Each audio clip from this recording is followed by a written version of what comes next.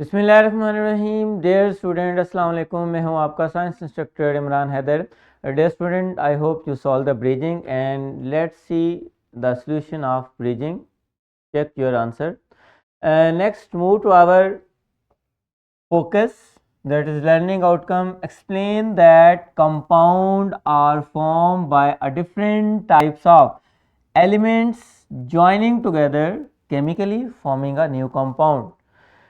Illustrate the formation of compound with the help of word equation। तो यहाँ पे हमने दो चीज़ें देखनी है, पहले कि कंपाउंड कैसे बनते हैं डिफरेंट एलिमेंट्स कंबाइन होके, और फिर हमने कंपाउंड फॉर्मेशन को वर्ड इक्वेशन से जो है इलस्ट्रेट करना है, अंडरस्टैंड करना है। तो आज का हमारा जो फोकस है कंपाउंड, सबसे पहले हम समझते हैं कि कंपाउंड्स की डेफिनेशन क्या है और कंपाउंड्स कैसे बनते हैं। तो dear student, compound is a substance that made of different types of atom।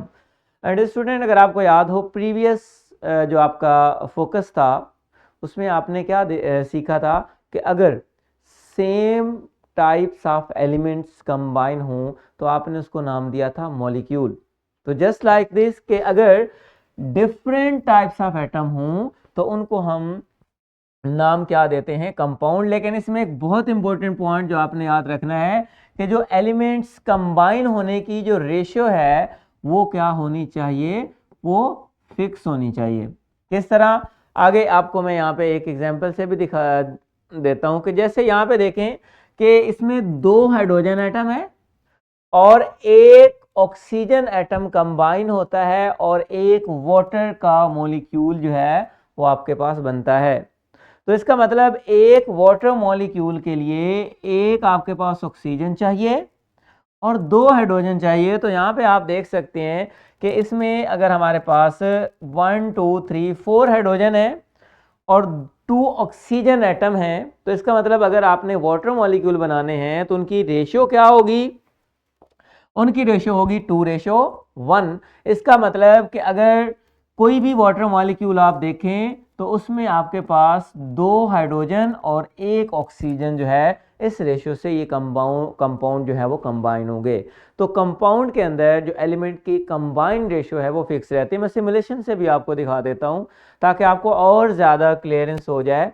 यहाँ पे आप देख सकते हैं मैं अब 1 हाइड्रोजन और 1 ऑक्सीजन, तो आप यहाँ पे देख सकते हैं सामने कि आपके जो मॉलिक्यूल्स हैं वहाँ पे कोई भी मॉलिक्यूल जो है वो हाईलाइट नहीं हो रहा, इसका मतलब आपकी रेशियो फिक्स नहीं है।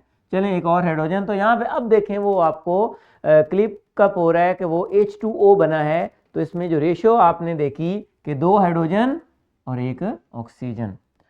सिमिलरली आप यहाँ पे देख सकते हैं कि अगर आपने N2 बनाना है या आपके पास CO2 बनाना है तो कार्बन, तो इसका मतलब आप यहाँ पे जब 2 ऑक्सीजन यहाँ पे रखेंगे तो आप देखेंगे कि ये आपको नज़र आ रहा है कि ये CO2 बन गया है। इसमें भी जो रेशियो है 2:1 बनेगी। और इसको आगे जब हम इसकी वर्ड इक्वेशन भी देखेंगे कि किस तरह से, पीपीटी पे जाएं, कि किस तरह से कार्बन और ऑक्सीजन मिलके कार्बन डाइऑक्साइड बनाते हैं, सिमिलरली वाटर की तरह। लेकिन एक और इम्पोर्टेंट चीज़ आपने जो याद रखनी है कि हाइड्रोजन और ऑक्सीजन, उनकी जब प्रॉपर्टीज यानी कि केमिकल कंबाइन होने से पहले उनकी जो प्रॉपर्टीज होती हैं वो चेंज हो जाती हैं जब वो आगे कोई और कंपाउंड्स बना देते हैं। जस्ट लाइक हाइड्रोजन गैस और ऑक्सीजन गैस, इनकी प्रॉपर्टीज जब H2O मतलब वाटर बन जाता है तो इनकी प्रॉपर्टीज क्या हो जाती हैं, चेंज हो जाती हैं। इसका मतलब यहाँ पे आप देख सकते हैं ये एक वर्ड इक्वेशन भी आपके सामने नज़र आ रही है कि किस तरह से हमारे पास आयरन सल्फाइड, ठीक है, कि जब आप आयरन और सल्फर को हीट करते हैं तो ये केमिकली कंबाइन होके एक जो कंपाउंड बनता है उसको बोलते हैं आयरन सल्फाइड। तो डियर स्टूडेंट, ये जो साथ में लिखा होता है ना सल्फर प्लस आयरन और साथ में iron sulphide, that equation is called word equation. कि आप वर्ड इक्वेशन से, कि मतलब आपने इस तरह बताना है कि कौन सी चीज़ जो है वो कंबाइन हो रही है, मतलब कौन से एलिमेंट कंबाइन होके कौन सा कंपाउंड बना रहे हैं, उसको जो रिप्रेजेंट करने का वे है that is called word equation. तो यहाँ पे आप देख सकते हैं कि ये केमिकली जो है कंबाइन होके आयरन सल्फाइड बनाते हैं, और ये जो a mixture of iron and sulphur है, जब आप इसको हीट करते हैं तो then it's will be change into iron sulphide. आपने इसको सिमुलेशन से भी देख सकते हैं कि किस तरह से ये कंपाउंड जो है वो कंबाइन हो बनता है सल्फर और आयरन से कंबाइन होके। इसको थोड़ा आप क्विक व्यू में देख लेते हैं कि ये हमारे सामने देखें आयरन है, ठीक है जी। नेक्स्ट आप इनको मिक्स करते हैं, नेक्स्ट सल्फर है, ठीक है। आगे जी, ये आप ज़रा गौर से देखिएगा वीडियो जी, प्ले हो रही है। इसमें ये देखें अभी मिक्स हो रहे हैं, ठीक है, केमिकली कंबाइन। और जैसे ही आप यहाँ पे देखें इसको हीट करेंगे, आप यहाँ पे दोबारा देखें, जैसे इसको हीट करेंगे तो ये एक नया कंपाउंड बन जाएगा, ठीक है। और इस नया कंपाउंड का नाम है आयरन सल्फाइड। तो पीपीटी पे दोबारा चलें तो देखें कि किस तरह से हमने सिमुलेशन में देखा कि आयरन और सल्फर कंबाइन होके जो कंपाउंड्स बनाते हैं that is called iron sulphide. Similarly एक और एग्जांपल देख सकते हैं आपके पास के ऑक्सीजन और यहाँ पे आपके पास कार्बन। तो मैंने आपको पहले भी ये सिमुलेशन से बता दिया है, लेकिन डियर स्टूडेंट ये ऑक्सीजन गैस, कार्बन और ये जो कार्बन डाइऑक्साइड, इस तरह से इसको रिप्रेजेंट करने का जो वे है that is called word equation. तो आप किसी भी कंपाउंड फॉर्मेशन को वर्ड इक्वेशन से इस तरह से अंडरस्टैंड कर सकते हैं।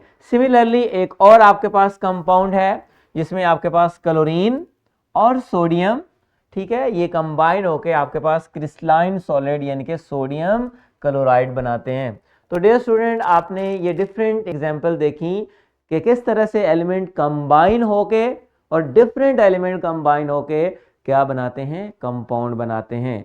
लेकिन इसमें एक और इम्पोर्टेंट चीज़ जो आपने याद रखनी है कि जब एलिमेंट कंबाइन होते हैं जो नई चीज़ बनती है उनकी जो प्रॉपर्टीज़ होती हैं एलिमेंट्स की वो क्या हो जाती हैं, चेंज हो जाती हैं, ठीक है। तो ये हमारे पास आज का जो फोकस था जिसमें हमने सिर्फ ये देखा कि कंपाउंड कैसे बनते हैं और कंपाउंड्स की जो प्रॉपर्टीज़ हैं वो जो उन जिनसे वो मिलके बने हैं उन एटम या उन एलिमेंट की प्रॉपर्टीज तब्दील हो जाती हैं जब वो क्या बना देते हैं, कंपाउंड बना देते हैं। और साथ में हमने 3 से 4 एग्जांपल्स उनकी वर्ड इक्वेशन देखी कि किस तरह से एलिमेंट्स केमिकली कंबाइन होके कंपाउंड बनाते हैं।